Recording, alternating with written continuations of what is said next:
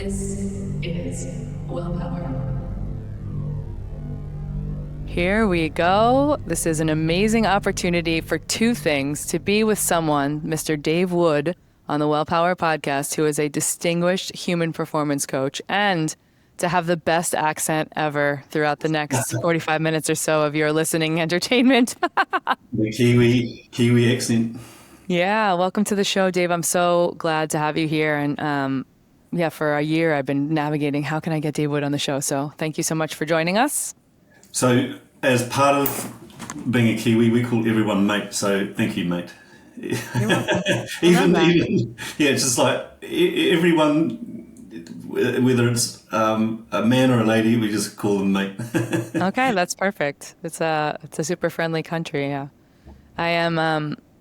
I want to lean in a little bit initially. I know that you've given your origin story a number of times to people, but I really want to have you speak to the wide swath of people and communities that you're working with in this human performance arena, and some of the big successes that you've had. I know just out of the gate, you have some great online programs for people as well, but I'd love for you to talk about the breadth of your experience from, professional ocean man to working in this performance arena. Yeah, well, I grew up in this place just behind me here, Piha Beach, which is on the west coast of the North Island, New Zealand. It's one of the most rugged coasts, I think, in the world. The ocean, the Tasman Sea, is just this, it's a crazy, really high energy place.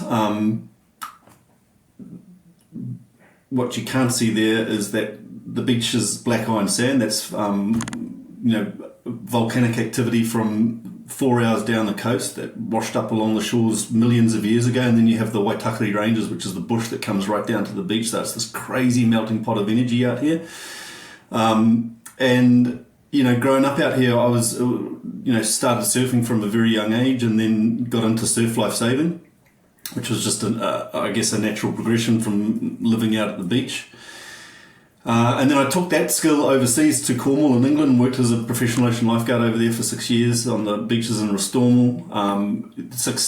That lifeguard season over there goes for 6 months, and then that allowed me enough money to be able to travel for 6 months of the year, and I kind of did that for 10 years. I bought a van, took it all through Europe down into Morocco. Aside from doing the lifeguarding, I worked for Club Med for 2 years, 1 year in Indonesia and 1 year in Malaysia. So I took a lot of that practical experience of travelling and working as a lifeguard, because working as a lifeguard, you're actually exposed to quite high stress and high pressure situations, and you have a lot of autonomy in terms of how you patrol the beach. And I loved that. And when I came back from travelling, I arrived back in New Zealand. Piha's a small place. The idea was to bring back enough money to buy a house, and my old man picked me up from the airport, and we were driving back to Piha, and what about that house? What's the deposit look like? And I told him that I had $10. So I came back after 10 years, and I'd spent all of my money on just, travelling and having a good time. But it was kind of coming back to New Zealand at the age of 29. I was a little bit lost around what I was going to do.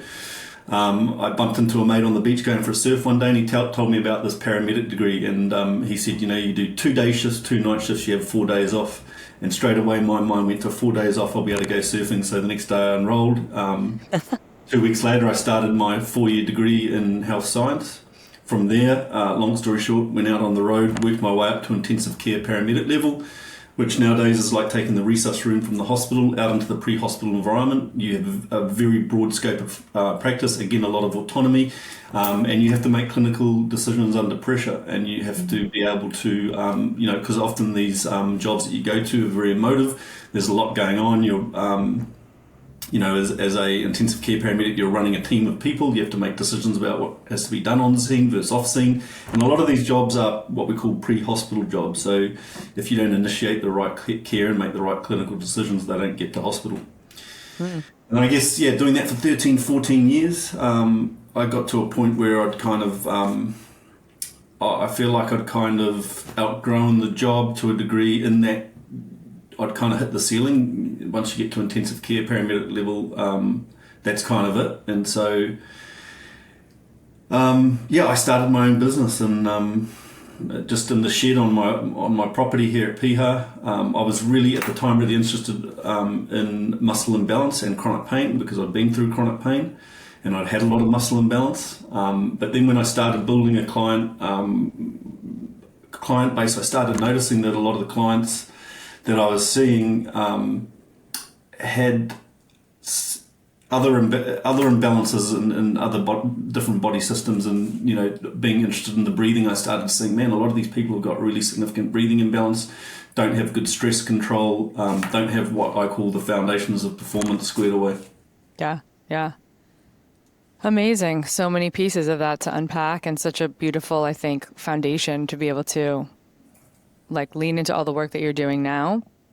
I know you work a lot in the space around, we were talking just before we started recording, with performers, with people in the world of athletics. We talked a bit about this static versus dynamic training and understanding how that can adapt to stress, and, a lot in the space of just from the many, many things I've looked at that you've done and posted and shared about just understanding breathwork and training. And one thing you mentioned was hey, when I walk in to work with a collection of people, and maybe you can speak a bit to the audience that you work with, but I don't come in and say, hey, we're here to do some breath work, that you frame it differently because the sports performance world seems to resonate with other mechanisms of action, right, to get them where they want to go. Yeah, well, I had a client, I have this online community and on school, and where all our online courses are and stuff like that. And someone on there asked me the other day, when do you ever not start with breath work with a client? Basically saying you always start with breath work. And I said, never. There's always 2-3 steps back from that, and that's understanding where people have come from, their journey, where they're at and where they're trying to go. And all of this stuff is just understanding human behavior. And the breathing part is just one bit of the puzzle, right? And it's a very important mental skill, because we kind of we sometimes, I think we view the mind and the body as two separate things, where I try to explain we just have one body, and those two things are intrinsically connected, right? If you're not on physically, it will affect you mentally. And if you're not on mentally, it will affect you physically. So an example of that is a thought comes in, you latch to the thought, that starts you thinking, you tie emotion to it, and that has a physiological effect in that. If it's a negative thought and you are catastrophizing around that, it will activate your body's stress response. The amygdala detects the threat, in this case a thought. It sends signals to your pituitary gland, which then signal to your hormonal signal to your adrenal glands. Your adrenal glands release adrenaline. You now have adrenaline in your blood. That's going to increase your breathing rate, increase your heart rate, dilate your pupils. So it's all connected, and it's I forgot your question, but No, it was great what you just said too, because it this is the other piece, which is it's a bit sometimes, when you look at sort of science and the theorization, it's the theory of understanding that, every 200th of a millisecond, there's a stimulus in the environment that your body's sort of taking in, right? Your nervous system and your fascial tissue, and it's taking in the environment at the same time that we're also meaning-making machines and having all these thoughts. And then the interconnectedness of the two is which one starts the downward spiral first, right? The thought or the environmental check-ins, and how do we optimize our body and our brain to be able to feel like we can have both a check-in, we can be in the right space of flow, let's call it, from a nervous system breath standpoint, a physical standpoint, and then also a mental standpoint. So that speaks a lot to the what you're unpacking. Sounds to me like you're speaking a lot to the way that you work with people. Almost, it's quite often, perhaps you see this, coaches are throwing they don't necessarily look at the past experience, not that they need to be therapists, but just the past experience, lifestyle, upbringing, cultural background of the person, to understand how that they can either respond to or dominate stress or be totally overcome by it. So it sounds like the tools you're working with there.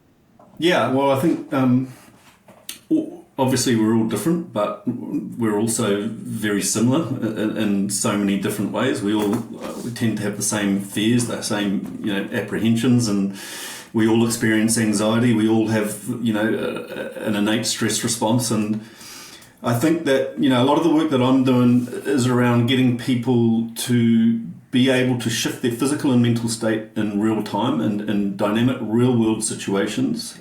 with better self-awareness, better self-regulation, so they're able to better control their stress response. And it's actually very simple. We talked about this before we started. The skills are very simple.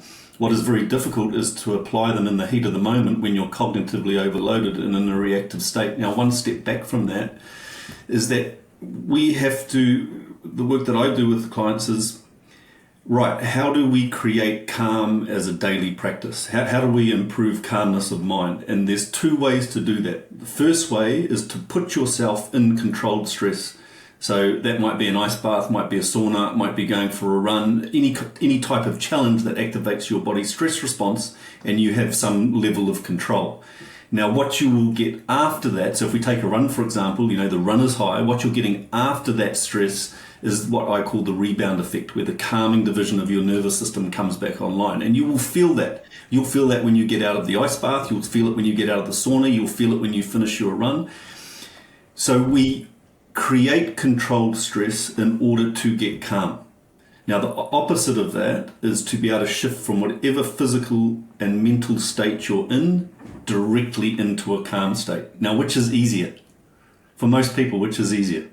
I think the first one, where I have to do a whole bunch of stuff to be able to get this calm response, as opposed to making an immediate change. Yeah, and part of that is because we are addicted to stress. We live in the red. Why? Because it's the nature of our lives nowadays. We sit in traffic to get to work. We've got deadlines. We're multitasking. We're viewing high resolution imagery all the time, feeding all this information into the brain. We have that psychosocial stress, physical stress, mental stress, the chemical stress of food. We're just always on the go. And so often with the clients that I work with, trying to shift them from whatever physical and mental state they're in their day into a calm state can often agitate them. And what I've found is what you often have to do is, first of all, expose them to some controlled stress and then shift them into a calm state. But you've got to get good at both.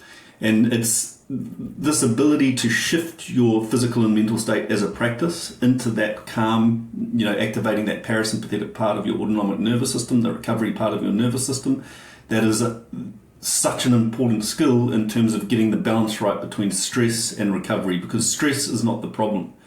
Stress is good, we know this, stress is, all of these body systems require stress for robustness and to create adaptation and to strengthen these body systems.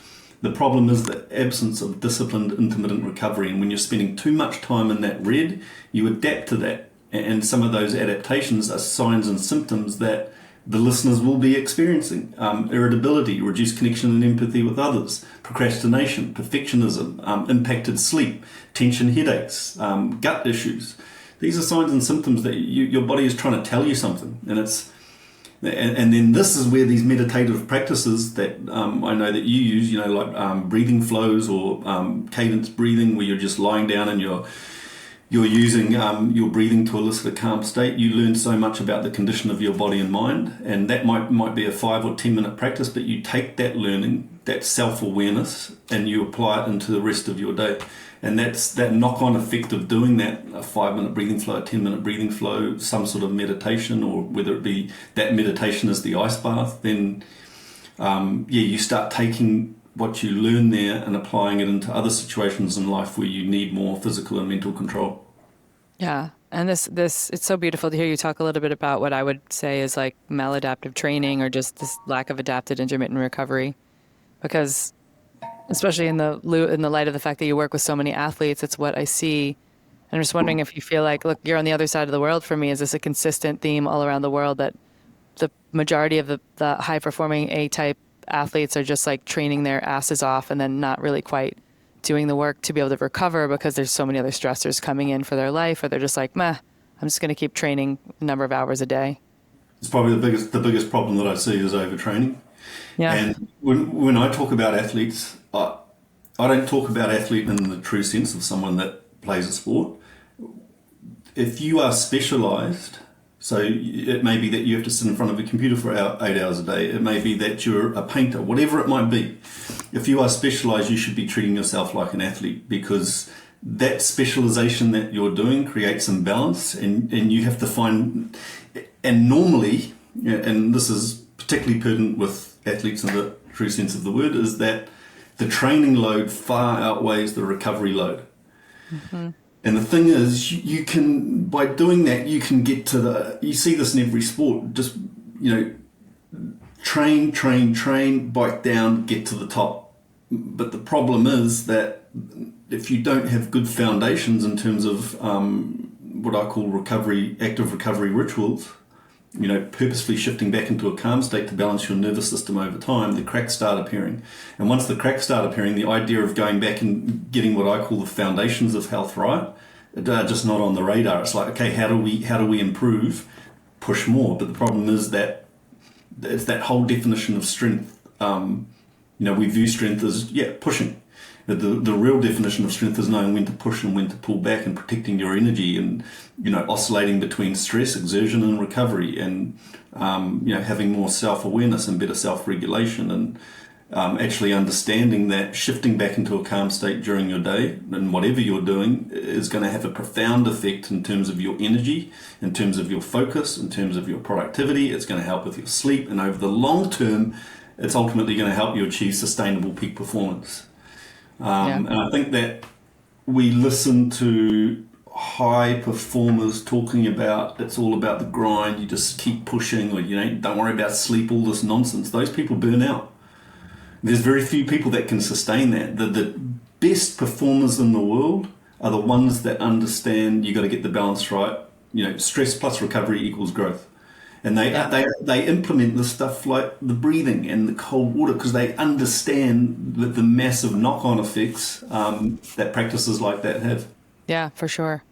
And it's like nice to have this conversation too, because I think the other piece, and like we talked a bit earlier about just before we press record, about like the individual athlete versus the team athlete when it comes to sort of sporting. Let's say it doesn't have to be professional, but there's this notion I see sort of the higher up the food chain towards professional athleticism that team sports go, where there's some, like what do you say to the people who are like, somebody on the team is trying to do a bit more recovery work and then they're actually getting grief from the other people on the team, like, oh, you're slacking, right? Because it doesn't look like you're working anymore. It doesn't look like you're training anymore. So it's like, what do we say, or how do you find ways to gamify, or do you find ways to be able to course correct some of that? It's not about maybe behavior change, but there's always going to be, the phenoms on the team that can work a little bit harder and recover a little bit less and still, have highly positive outcomes. Is there a way that you try to navigate those kinds of situations when you see them, when it's like, 3 people on the team are giving shit to, I know I had this happen a lot in the UFC when I worked with the UFC fighter I was telling you about. It's like people on the team happen to be males giving a little shit to the female athlete about, hey, you're taking a day off, right? Because it's like, again, there's so much maladaptive training going on there. So I wonder if you have any philosophies or ways you game that to try to get the recovery back. Yeah, I've experienced that as well, and we tend to equate busyness with productivity, and the idea of like shifting back into a calm state. We equate that with a loss of productivity, and the thing is, like, I think it all comes back to like shifting people's perspective, and it's that whole knowledge, getting them to understand why this is so important, and actually performing optimally at a high level demands this. And yeah, I think it's just, I use a lot of like, I like to use those goats of every sport, the ones that are implementing this stuff. The Novak Djokovic, as you go listen to an interview of him, he talks about breathwork, he talks about mind control, mindset. He talks about being able to control his physical and mental state in pivotal moments in the game and how important it is. And I think it's about, when you go into these teams or you're explaining this to people, it's about getting the terminology right. And we talked about this before we started, but I don't go in there and talk about meditation and breathwork because often you get met with, and so I think it's about... They're like, who's the guy who's bringing all the woo? Yeah. Sorry? They want you to come in. They're like, who's this man coming in to bring all his woo? They're like, is he going to bring crystals and singing bowls or whatever, right? Yeah, There's a notion of that still, or some kind of weird spirituality that people are like, layering on top of it. Yeah, people are skeptical. And they should be, because you go look in social media and you go and delve into the holistic health world and it's far out, man. It's almost... Yeah, it's... So... We should be skeptical, and I think it's about bringing in again, the right terminology. Hey, this is work that's going to improve your focus, your ability to oscillate between stress and recovery, which is going to have a profound effect on energy. The essence of performance is your management of energy. You know what, you want to go into game day with good energy. How do you do that? Well, that starts 4, 5, 6, 8 weeks out. This starts as a daily practice of optimizing your energy. What's the best way to do that? Well, probably sleep. Well, how do you set your sleep up? Well, it starts from the time that you wake up in the morning and setting your circadian rhythm. And it starts with going through your day and oscillating between stress and recovery, because when you do that, you balance your nervous system. You take that balanced nervous system into stress and pressure moments. That's going to instinctively give you more control. And so, but the other thing is, like, you're always going to go into these situations or environments or teams or whatever, and not everyone is going to understand you. And I've learned that it's the same when you go and give a keynote talk. Not everyone's you're not going to resonate with everyone. And it's not about you, you're never going to get everyone. But there's those players or those people that it's really going to resonate with, and they're going to understand it, and they're going to want to explore it further. And that's just the reality. Yeah. And what do you like your training emphasizes a lot of this balance between this, respiratory and nervous system, nervous system. And let's say outside of the world of athletes, or maybe we would call it this executive athlete, when you're working with people in super high stress corporate jobs, and look, they may be doing some training modalities in their life or going to the gym or whatnot, but like, what's the piece of advice you would give them to, feel a little bit more in with their jobs, or be a little bit more connected to this like respiratory versus nervous system? Like, is there one specific, you're like, hey, here's the easy low hanging fruit starter breathwork moment you can close your door in your office or hide under your desk and do? Or is there, what's the piece of advice you'd give them? Well, the first is just understanding that we're not designed to be doing what we're doing. And, we're not designed to sit in traffic and get to work and sit inside offices with we are not designed to do that. Everyone knows that. We've our brains haven't evolved much in 6,000 years. And yet we've had to adapt so quickly to living in concrete jungles and being very specialized. So if we look to the science and the research around health, longevity, health span, what actually works? What are the things that we need to integrate into our day that help us improve our well-being and our physical and mental health? And I know you know this, Kristin, but it starts with the basics, the things that are right in front of you. Now, I'll name them in a moment, but the problem is when we are chronically stressed, or we're just always burning it in the red, I call it linearity. We're just burning it in the red all day. Things can become very complicated, and you often look for complicated solutions to relatively simple problems. And the problem is the busyness and the knock-on effects that has in terms of living in that high energy, high arousal, upregulated state. So if we take a few steps back to your question, it is, what are the things that I focus on with my clients first and foremost is the pillars of health. Now, when you hear these, it's like, oh yeah, well, that's obvious. We know that, we've been told that since we were kids. But the pillars of health are nutrition.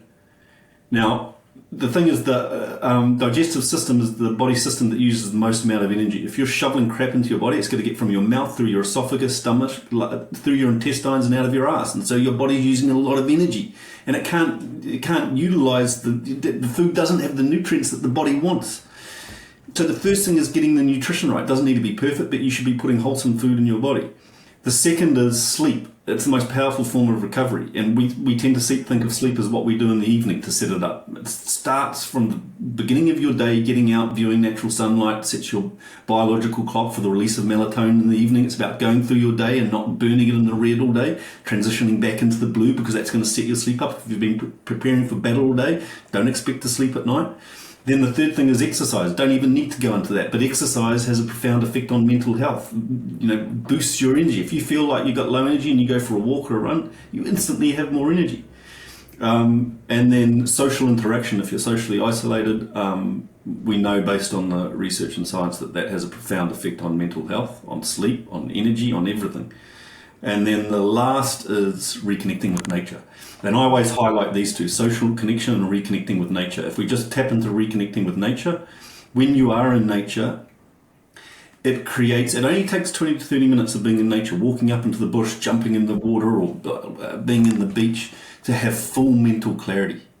But you have to bring intention to it. When I go down and I get in the bush or walk down the beach, I talk to the effects of it first. Man, this is balancing my nervous system. This is flushing stress hormones out of my body. This is improving my focus. This is giving me a deeper connection with nature in terms of grounding and how important that is. Now, it's going to amplify the effect of what I'm doing. But it just so happens when you get in nature, you are exercising. You are balancing your nervous system. That has an effect on sleep. You're going to have more energy to prioritize the food that you're eating. And they all just dovetail.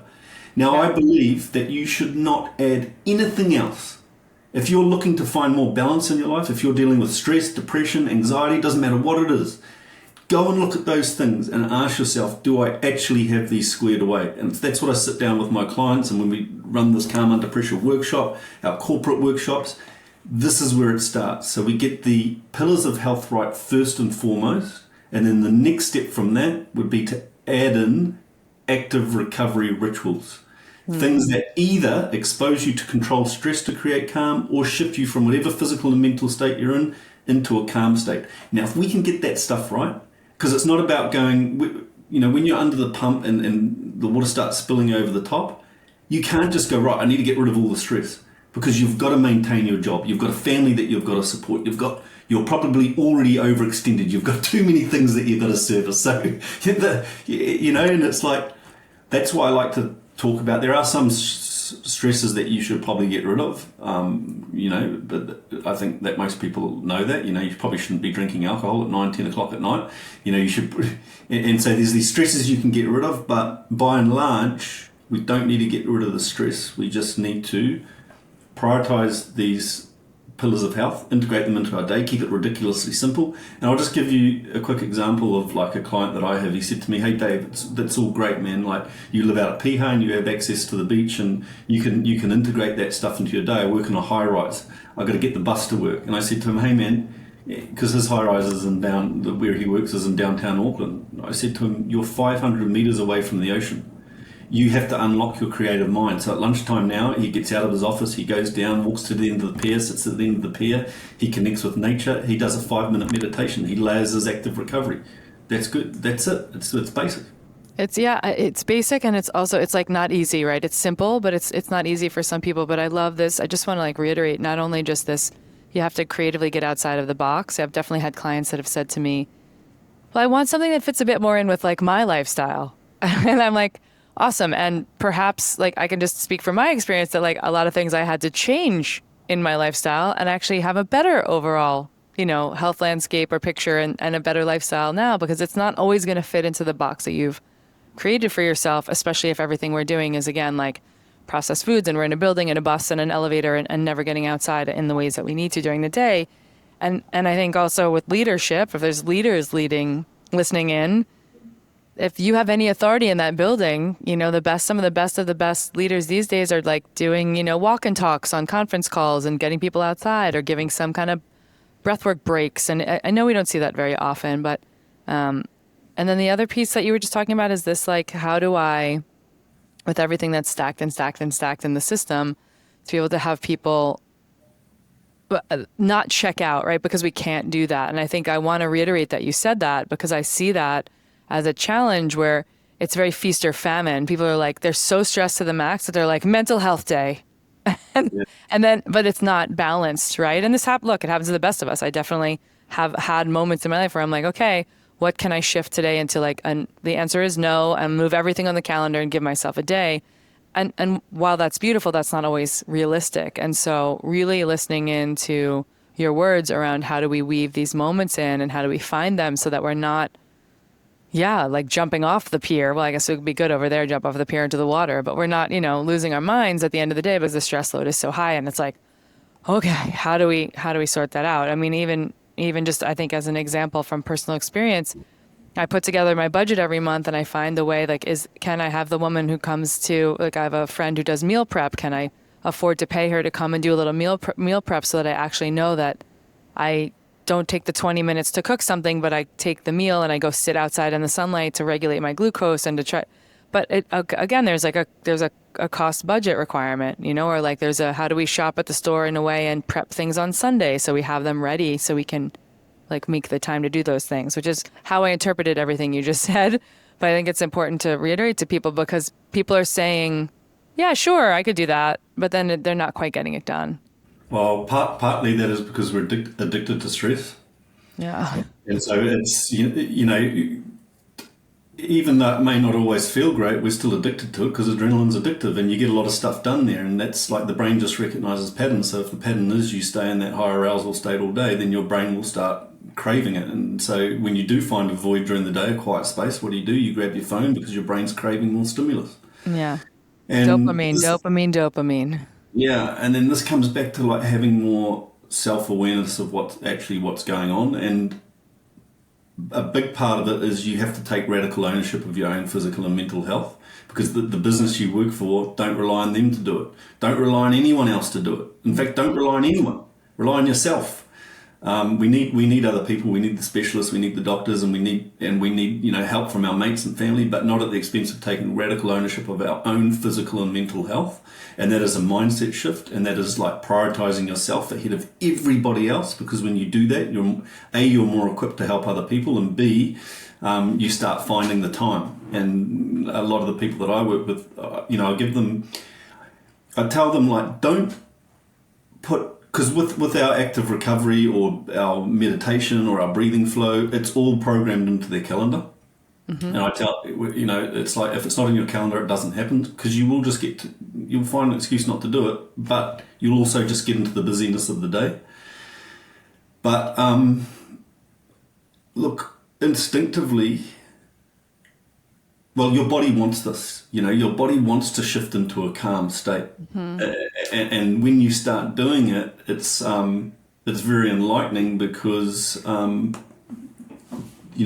those practices where meditation, I use breathwork, it allows you, because it changes every day. Every time you do it, you learn something new about the condition of your body and mind. And on some days, it's easy to do. It's easy to shift into a deeply calm state, flow state, lack of awareness of time. Like, you're not asleep, you're not awake, you're just in this beautiful restorative state. Everyone can access that.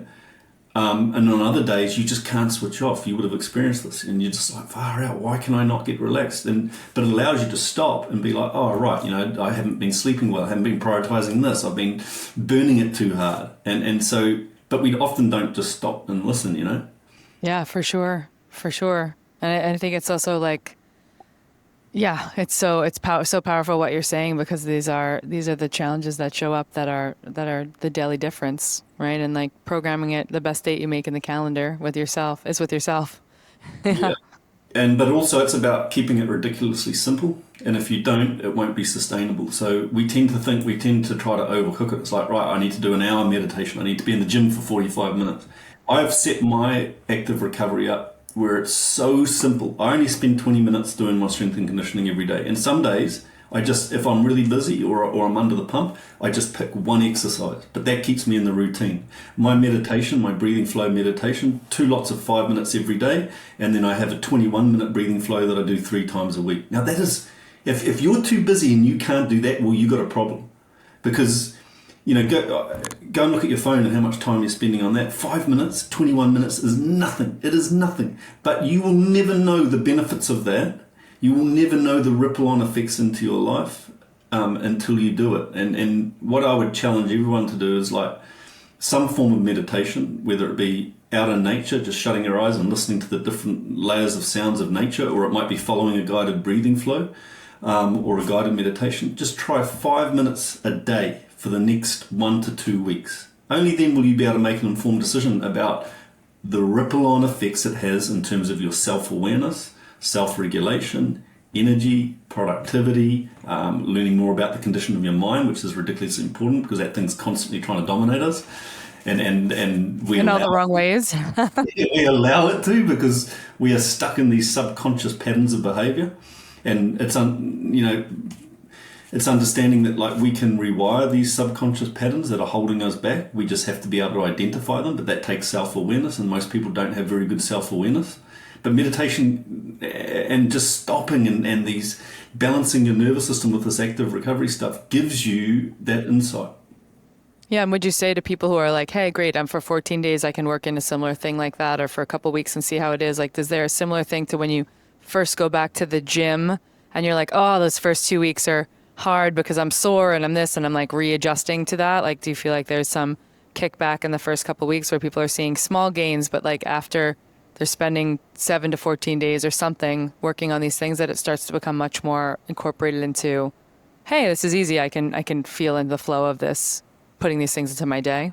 Yeah, it's interesting, like the whole gym thing, and people that start the gym and they fall off the gym and they start again and they fall off. Maybe the gym's not for you, you know. Maybe like because there are so many ways to strengthen our musculoskeletal system, you know, and the gym is just one. You got to you know, like go outside and find the stairs, and you're walking up the stairs and you're jogging up the stairs, and you know, you're on the beach and you can do soft sand running, and there's just, I mean, there's a big gym like out loads there. of things. Yeah. And it's just being active, you know, like and I tend to think that we think that we need to go to the gym to build strength, and that the gym is this incredibly important place to get better muscle balance. And what were we doing thousands of years ago? We weren't going to the gym. We were out in nature. We were walking up to the, you know, and that's how we got out. We're paying a $200 membership to go into a building filled with glass. Yeah, we were active and we were walking all day and we were hunting, and so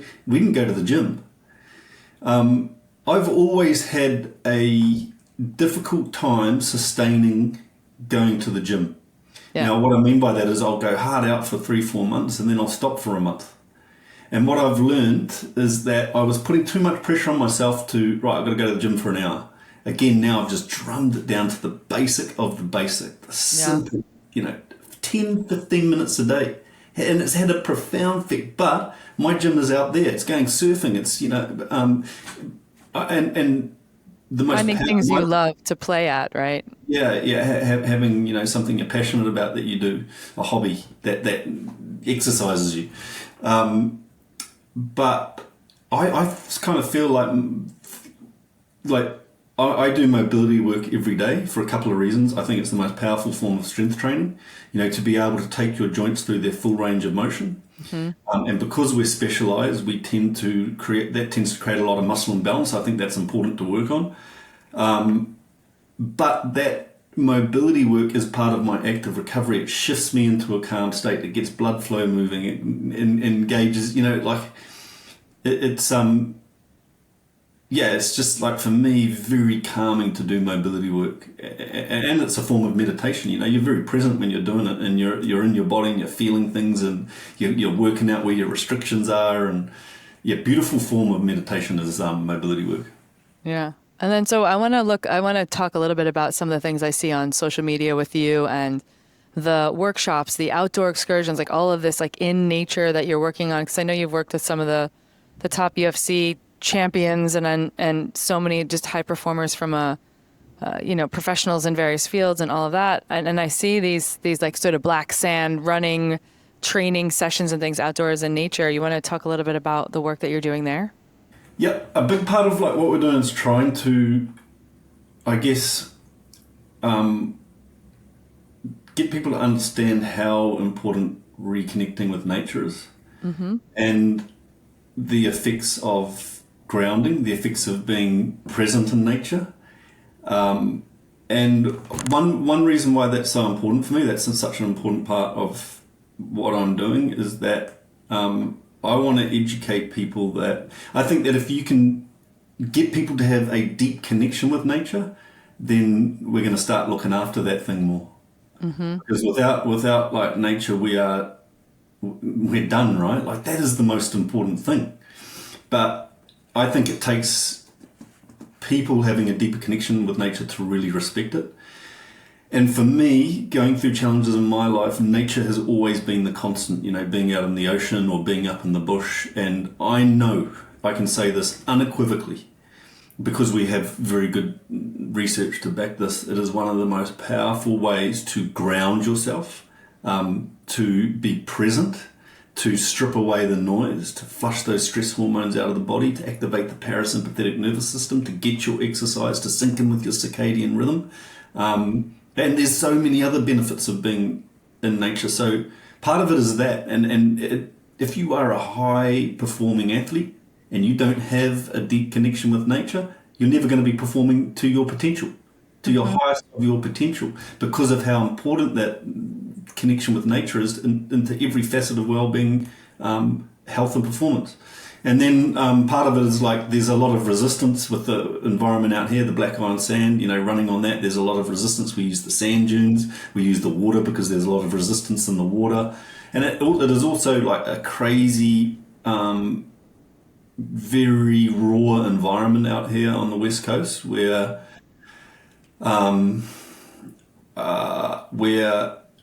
it can really challenge people. And so it's about taking these athletes or the people that we bring out here outside of their comfort zone, and exposing them to stress and pressure and seeing some of those subconscious patterns that will always come to the forefront under stress and pressure. Now, it doesn't matter because and you see this every time, like as an example, running the sand dune, it gets really uncomfortable. What do people start doing? They lose form in terms of the skill of their breathing, in terms of the cadence of their running, in terms of flopping around on the dune. Their mind starts latching to the end. You can see them looking. So now they're not present. Their mind is latching to the future, or to the discomfort or to the end, this is like a great place to then debrief that and be like, hey, if you're training a pattern of losing form under pressure here on the sand dune, that's the same pattern that'll come out in the ring when you're really under the pump, because you are training your brain to recognize a pattern of losing skill acquisition and losing form. Yeah. Yeah. And I think it's everybody should be following you on Instagram to see all the cool things that are going on there. And I think it's for me, it's, would you say that there's a lot of it, people coming out of your programs like, hey, I have a bit more confidence that there's some things that I can do here and a bit more tools in the toolkit to be able to navigate the correlation between like running on the dunes and being in their heads and stuff to what is happening in life? 100%, man. That's, I would like to say that that's my genius zone, is being able to get people to understand that, right, we can come out, we can do this training and we can understand that we only have one stress response. And so we can start training a pattern of control under stress and pressure using these practical simulations, whether it be running the dune, whether it be in the pool, whether it be in the ocean, whether it be in the ice bath. We can train a pattern there and then we can take that pattern and apply it into life, into moments where we need more response flexibility, we need more focus.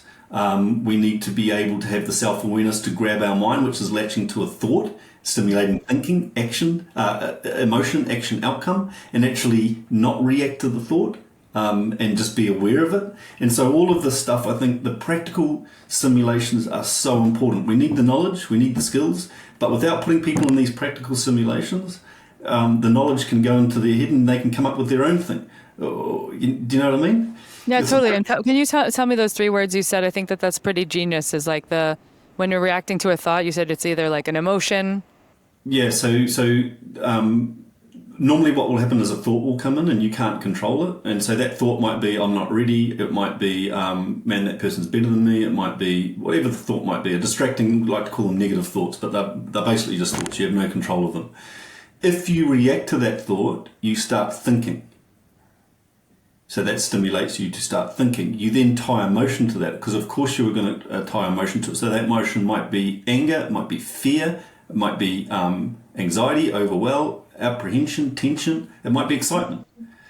But that will ultimately, thought, thinking, action will ultimately dictate thought, thinking, emotion will dictate action and outcome. So it becomes very important to go back to the beginning and have good thought awareness or good thought control, because we shouldn't be reacting to all these thoughts and we shouldn't be reacting to all these emotions, because they're just emotions. Man, I'm working with an athlete at the moment and he was talking about, in this golf tournament that he was in, a thought came in, and he basically just talked me through what happened. But basically, a thought came in. He tied emotion to it. He started thinking around it. He tied emotion to it, which was fear, and that dictated the action and the outcome, which was a negative or negative action and outcome. And so I talked to him about, right, when that thought came in, you were in a stress state. You were in a reactive state, the amygdala, fight, flight, or freeze state. And when you're in the reactive state, it's easy to react to the thought. But self-awareness is being able to take a step back and being like, okay, what's actually going on here? Let me take a couple of breaths. Let me use, my self-talk. Actually, I'm good. I've got this. This is where I need to be. Thought comes in, embrace the thought, change the language, shift perspective, and respond creatively. But he didn't have that response flexibility in that moment. And this is where we go back to the power of meditation, the power of breathwork, is that you start learning more about the condition of your mind and you have a better relationship with it, which means when you're under stress and pressure, it is the mind in terms of thought, thinking, and emotion. So, yeah, I think those are some critical points, right? It's like, because speaking about letting the thought wash over you like water. You're not fully in resistance, but you're just like, okay, that's another thought and another thought. That comes with so much practice between mindfulness or with the breath. I would even argue that down-regulating the system can change your mind, change your thoughts that are coming up. Yeah, and these skills, everyone needs these skills. And I reflect on my own life where I was very reactive. And I had no idea about thought control. I had no idea about calmness of mind. I had no idea about emotional regulation and all of this stuff because no one ever taught it to me. I didn't get taught it at school. I didn't get taught it at university. I didn't get taught the skills of stress or how to manage my physical and mental state in high stress, high pressure moments. I've had to work out all this stuff on my own.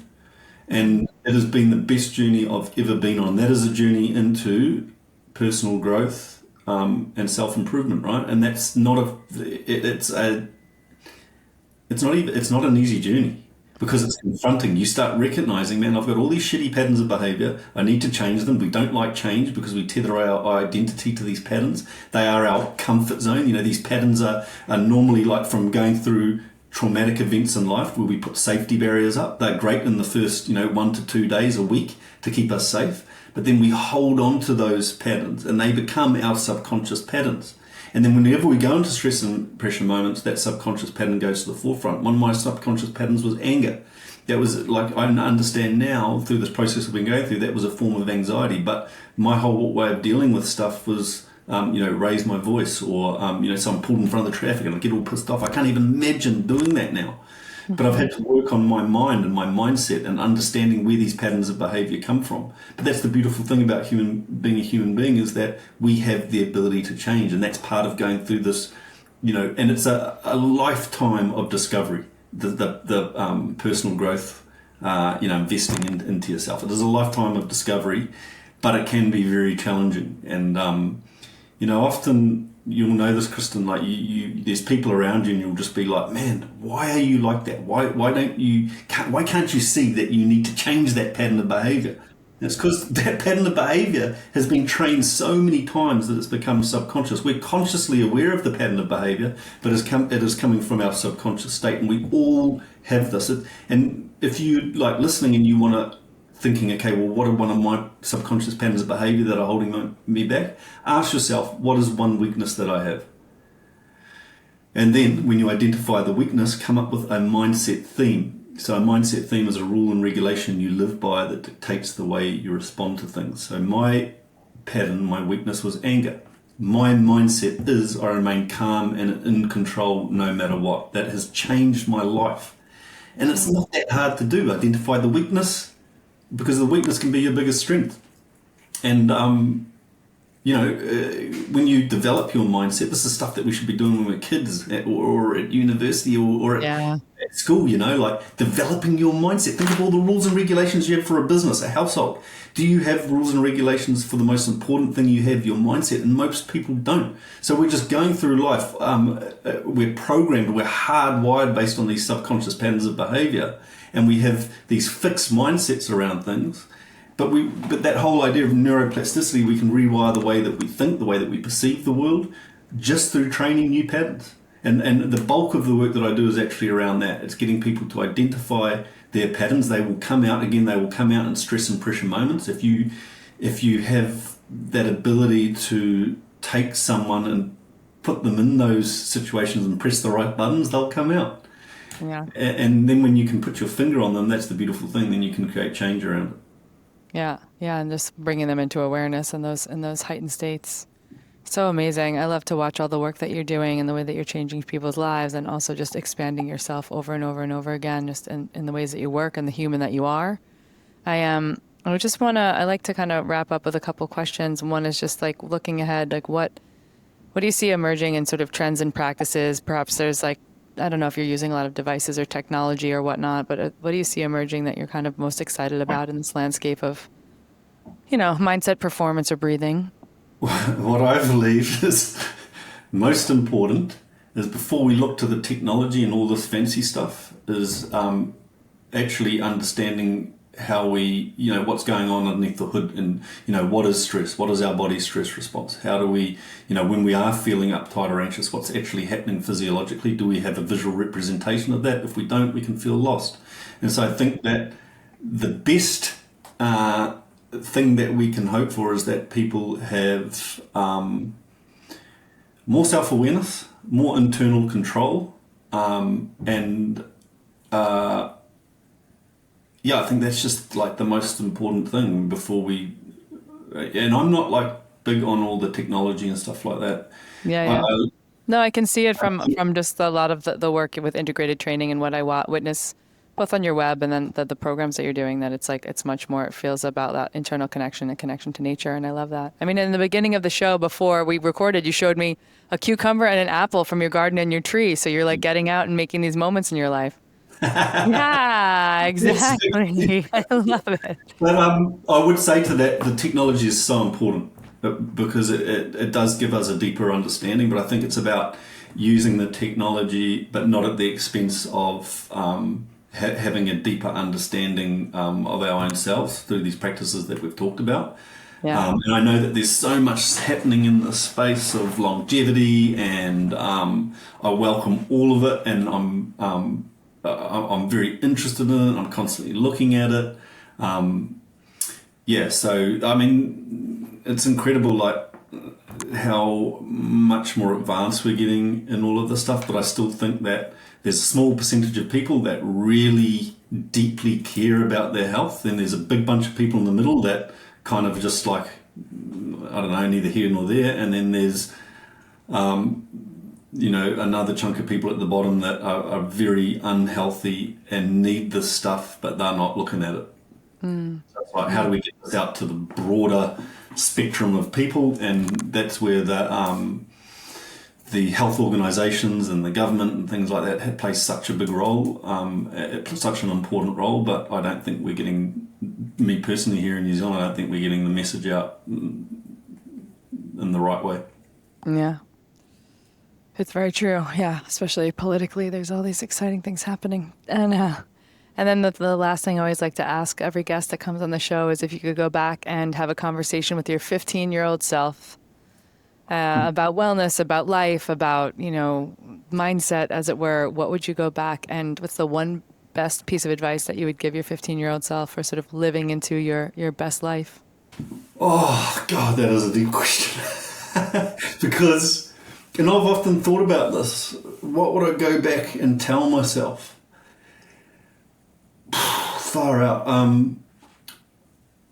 I would probably tell myself, maybe, because I believe that, like,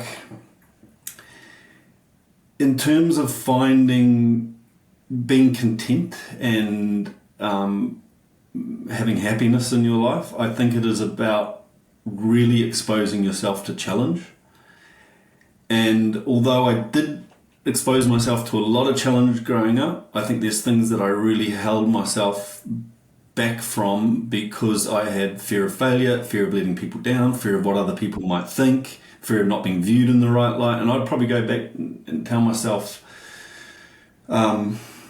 or educate myself that actually no one this fear of failure, this fear of letting people down, this fear of, it's about going towards that and embracing it and putting yourself in the fire and being okay with failure, and understanding that, failure is a stepping stone to success. And so I guess there's lots of things I tell myself, but that's all in hindsight. And I think that you have to go through in life, you have to learn through like your own mistakes. And that's all part of it. So maybe I wouldn't change anything, because those mistakes that I made in life, and there've been quite a few, were all part of the journey and all part of the learning. Yeah, amazing. And I like this fear is the mind killer thing. That's just a reminder that we can sabotage some of the things we want to do because we're like worried about what everything external is thinking and doing, and we're fearful that, the way we'll be received. But fail faster, Yeah. if it's going to be that way. I loved spending this time with you. Even before we recorded, I feel like I love how you're showing up as a human for other people and just in the world, and the message that you continue to breed across the land, all around the world. And just I'm in awe and so inspired by all the people that you work with. You've changed so many athletes' lives, and I'm sure many, many others that are not even on the front page of the digital news. So thanks for hanging out with me, Dave. Yeah, well, I would say to you, do you realize, like, with this podcast, how many people you're reaching? And have you ever sort of taken a step back and been like, man, this is such a good vehicle for, obviously, like, educating people, but raising the consciousness? I hope that it is. I think that, this is a good lesson for probably all of us and everyone who's listening is to make sure we take moments to celebrate ways that we're reaching others and being connected and doing things for the world. And it's been a big passion of mine to, just go out and find the people who I love the work they're doing and share and celebrate what you're doing out there. So I appreciate you saying that as the reminder to me too. Yeah, you're doing a bloody good job, mate. And I'll connect you with some really cool people over here that you can get on the podcast as well. Oh, I would love it. More Kiwis. I love it. I love more Kiwis. Will you tell everybody where they can find you, IG, website, all the things, so they can get into your programs, both online and on the black sand beaches? Yep. So the Instagram is integrated /training. The website is wmw.co.nz. Amazing. I will put all of those things in the show notes. I will connect, and then I will tag all the things when we launch the assets for this show. Again, thank you so much for spending time with me today. It was a sheer pleasure. One more thing. Obviously, like people listening to this podcast in all different countries, not in New Zealand, we do have an online platform through school, and that can be located. And we're building out courses on there. We've just built a course in mental skill development using the ice bath. We've got a performance breathing course there. So join our community. We want to get like-minded people in there. And that can be accessed through the link in our bio and our Instagram. Boom. Amazing. Boom. And then I'll also put it when I send out the podcast to my newsletter, 8,000 people. I'll put a link in there. Ding, ding, ding. Yeah. This is the man to work with and to learn from. And even if you're not in New Zealand, there's some amazing courses.